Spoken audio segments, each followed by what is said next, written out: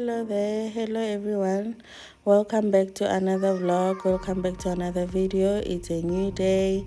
Thank you so much to my subscribers, to my new subscribers, to my viewers and returning viewers, and to my new viewers.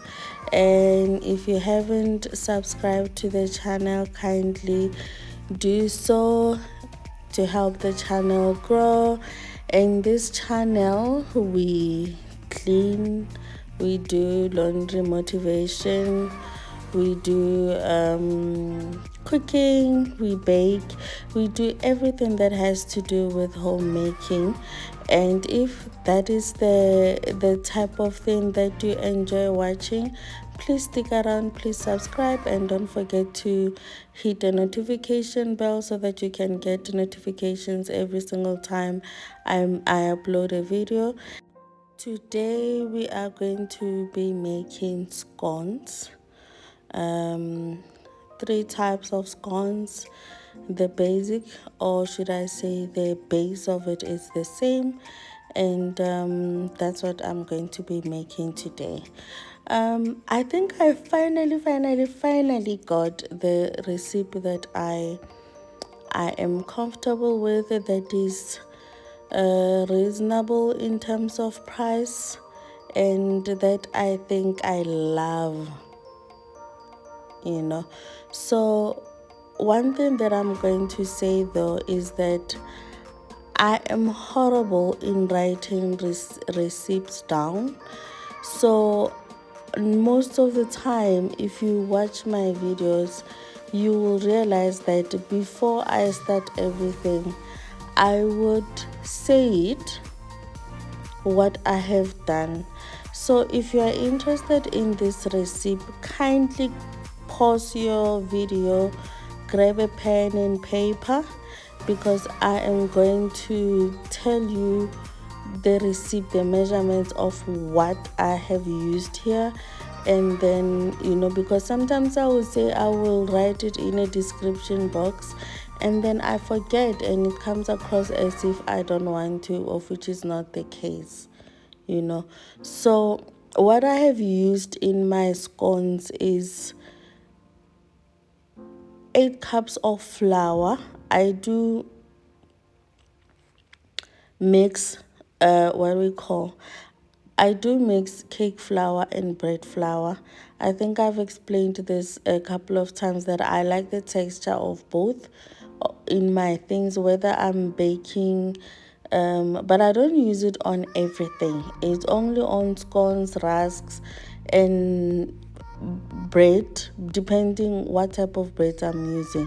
So it's 8 cups of flour, it's 4 eggs, 250 grams of butter. I use real butter, 3 teaspoons of baking powder, half a teaspoon of salt, 1 teaspoon baking soda or bicarbonate of soda, 1.5 cup of inkomazi. You can either put 1 cup first and then add another cup bit by bit once you start mixing. And then I used 1.5 cup of sugar, and then I used a dash of vanilla essence. That is it. That's my recipe, my scones recipe. And in this case, we are going to be adding cranberry to it, frozen blueberry, and cranberry and raisins to them. That's why I am measuring 3 parts of the flour. I've realized that when you're making a lot, the measurement sometimes kind of goes off a bit. So in normal, before I would be saying, okay, 8 times 3 is how much, the amount that I get, and I will times everything by 3. But I would not be happy with I feel like I can't control the outcome of the goods when I do that. So in this way, for me, I feel it feels easy. I don't know if that makes sense. It's easy, and I think it's even fairly amount of scones, whether you are making for a large family or you are making just for a small family. If it's a large family, obviously it's going to be just a single serving, if it's for a small family, that can last you guys a couple of days depending how you consume them. So this is my base basically. That's how I do it. And it is the same method. You start by rubbing your butter. My butter was not room temperature though. I just took it out of the fridge a couple of minutes ago, so it was cold, and I rubbed it into my flour, though I did not rub it completely. So stick around, guys. This is I think I got it. I think this time around I got it. It's easy, and it's not pricey, because you previously I would put cream. I still love those, don't get me wrong, I still like those, but I think they are expensive. If you want to make a lot, they are expensive. They are okay if you are making for family, but if you want to make a lot, or you want to, like in black community, if somebody has a ceremony or a function, the next best thing to give them most of the time to help is scones, because scones, when there's tea, people, there's no way that someone is gonna say I didn't eat anything. You can always, when you have guests or when people keep on arriving, you can serve them scones. So I think this is the easiest way, or reasonable recipe that is not going to bankrupt you. Yes, let me put it that way.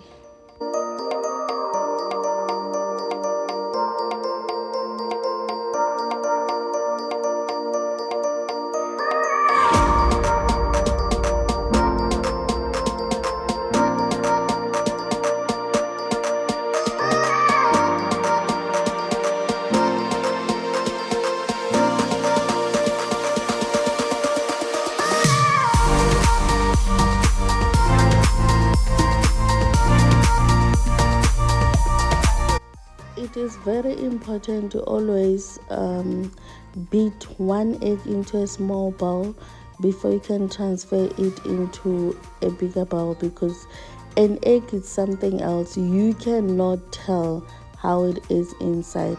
So imagine if one is rotten, ne?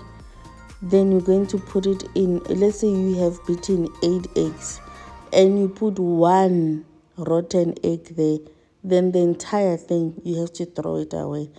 So I'm using half a cup. Here the red cup is half a cup, so I just poured like 3 of them. That makes it 1.5 cup. And I always emphasize on this: sugar goes with liquids. It helps. So the reason it goes with liquids is that when it's in flour, when you mix it with dried ingredients, or flour, it doesn't melt that much, if I may put it that way. It does not melt that much, and you end up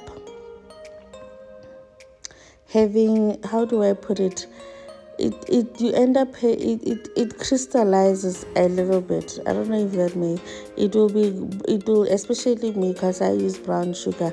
You'll see the brown spots on top of your scones type of thing, because that would mean it has not really fully dissolved. So it needs to dissolve. That's why I put it in the wet ingredients.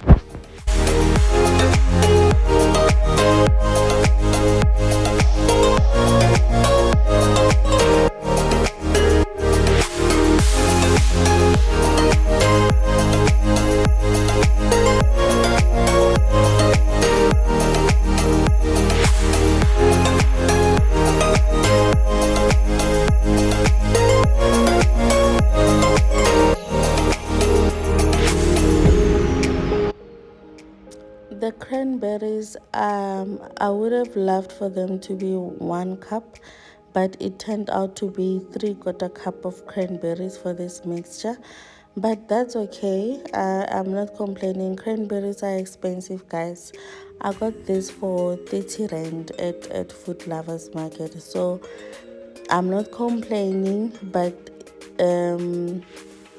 I would have loved for them to be 1 cup. So my recipe would say 1 cup of cranberries, not 3/4 or half, whatever. 1 cup is what I think is sufficient for 8 cups of flour.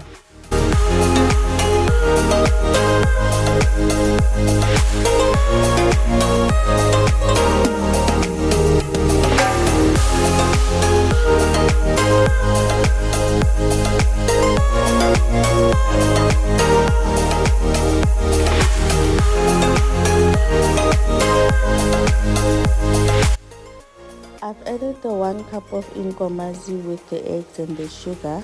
So now I'm using the half a cup.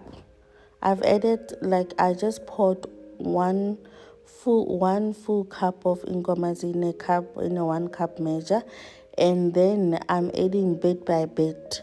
The reason I'm doing that, I just want to make sure how much I am using into it. So it was 1.5 cup of inkomazi, and I think I'm happy with the consistency.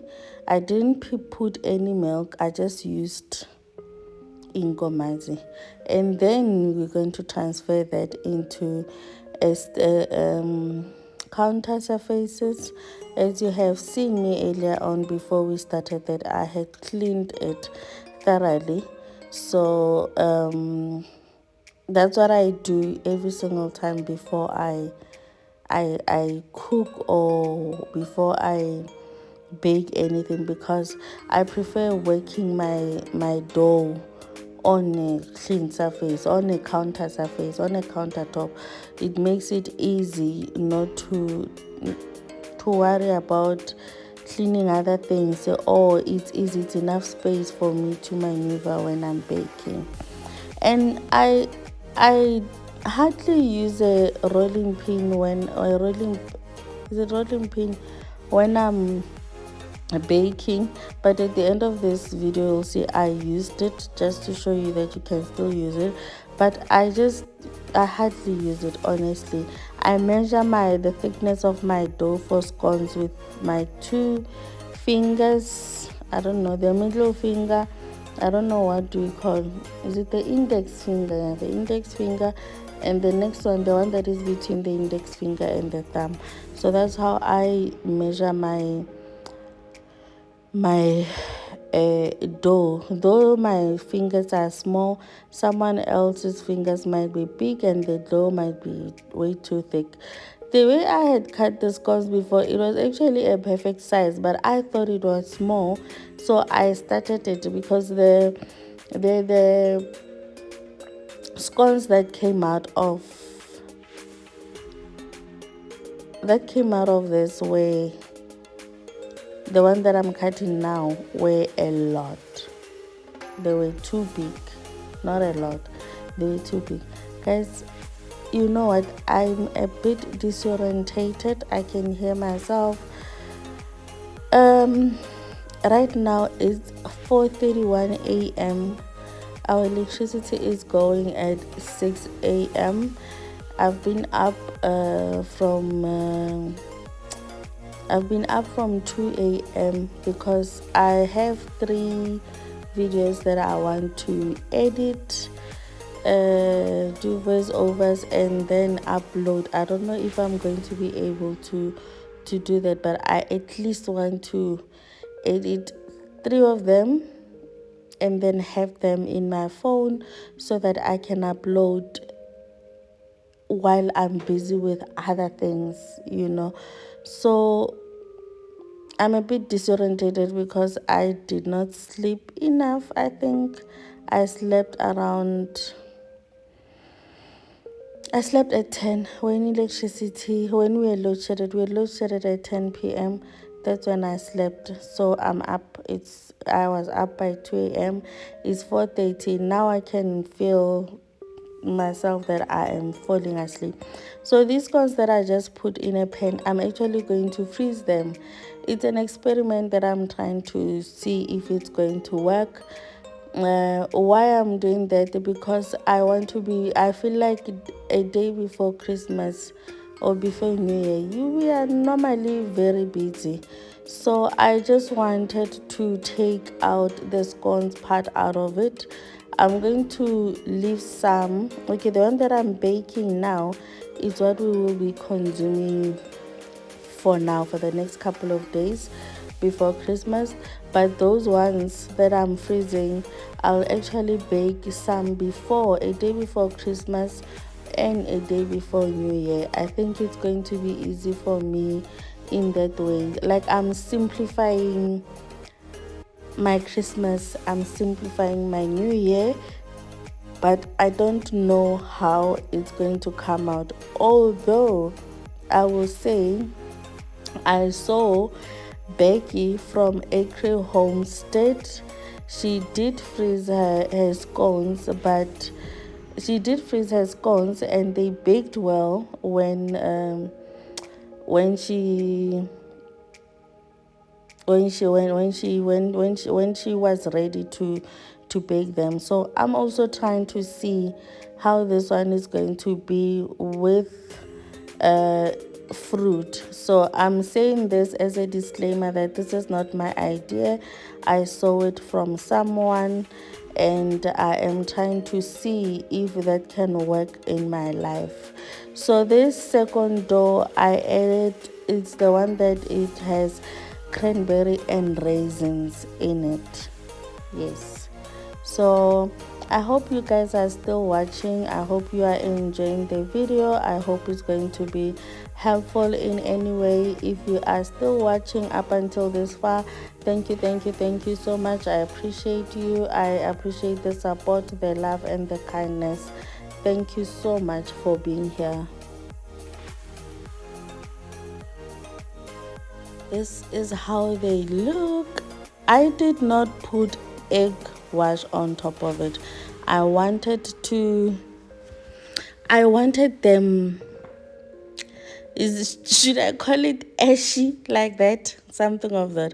So this is after an hour or so. They are slightly frozen, so I'm quickly just going to drop them in a freezer, in a Ziploc bag, and I'm going to put it back into the freezer, and then I'm going to put another batch in a pan that I'm going to freeze, because another pan is in the oven. So basically what I'm doing is I'm baking one pan and I'm freezing another pan. So, and if this works, guys, hey, see me baking scones small never again, I'm telling you. I will never. So I will always make a huge batch. I'll always double or triple my batches, and then bake one and then freeze two. I just hope that this load shedding thing becomes, you know what, a thing of the past soon. But if it doesn't, I am seriously looking into buying solar panels or gas a freezer. I've seen the brand Zero or something. I'm seriously considering that, because wow, as you can see, guys, the dough for the blueberry ones, because the blueberry was frozen, it has moisture in it. They had moisture in it, and these are fresh blueberries. It's not dried one, though I haven't seen dried blueberries, come to think of it. So I did not put I didn't make it sticky, or I put less inkomazi in it, because I did not want to make it more wet, because I think the blueberries, as it defrost, is going to add the moisture into the dough. So once it was baked, the texture, the taste was the same, because remember the blueberry, even though it looked slightly dry compared to the other ones, but the blueberries had moisture from the freezer, and it's fresh blueberries, so that added its own moisture to the to the dough, so it came out perfectly as well. So yeah, I hope you enjoyed this video, and I hope to see you on my next one. Thank you guys, bye.